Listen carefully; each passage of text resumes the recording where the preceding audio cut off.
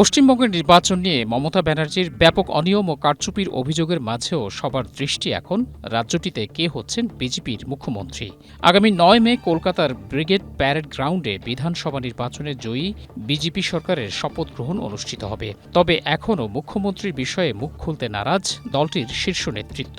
জানা গেছে, মুখ্যমন্ত্রী নির্বাচনে মূল ভূমিকা তথা পর্যবেক্ষকের দায়িত্ব পালন করবেন কেন্দ্রীয় বিজেপি সরকারের স্বরাষ্ট্রমন্ত্রী অমিত শাহ। তার সঙ্গে সহকারী পর্যবেক্ষক হিসেবে থাকবেন ওড়িশার মুখ্যমন্ত্রী মোহন চরণ মাঝি।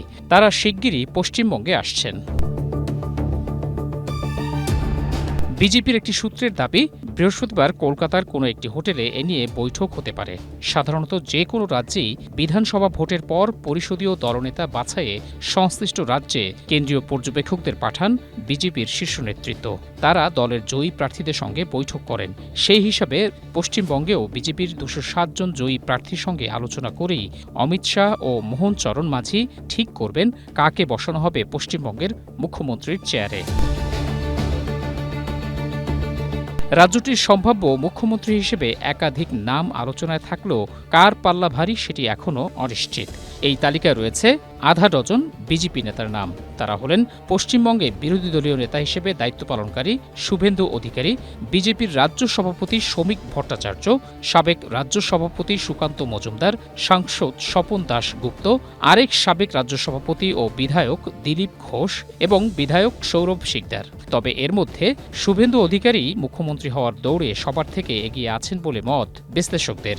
তাদের মতে, বিধানসভায় বিজেপি বিধায়করা এবার বিরোধী বেঞ্চের বদলে ট্রেজারি বেঞ্চে বসবেন।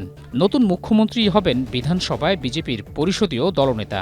সেই হিসাবে বিধানসভায় বিরোধী দল নেতা থাকা শুভেন্দু অধিকারী পরিষদীয় দলনেতার দায়িত্ব নেওয়ার ক্ষেত্রে অন্যদের থেকে এগিয়ে থাকবেন।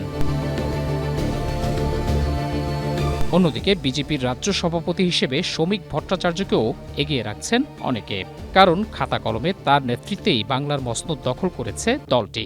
এছাড়া পার্টির সর্বস্তরের নেতাকর্মী এবং সাংস্কৃতিক মহলেও শ্রমিকের গ্রহণযোগ্যতা প্রশ্নাতীত। তবে শ্রমিক এবারে নির্বাচনে অংশ না নেয় তাকে মুখ্যমন্ত্রী করতে হলে আগামী ৬ মাসের মধ্যে বিধানসভা নির্বাচনে জয়ী হতে হবে। এজন্য শ্রমিকের হাতে থাকবে শুভেন্দুর ছেড়ে দেয়া নন্দীগ্রাম অথবা ভবানীপুর, এই দুটি আসনের যে কোনো একটি। এর বাইরে বাকি ৪ জনের মধ্য থেকেও যে কেউ হতে পারেন পশ্চিমবঙ্গের বিজেপির কর্ণধার। তবে সবই নির্ভর করছে দলীয় সিদ্ধান্তের ওপর। Desk report, Asia post.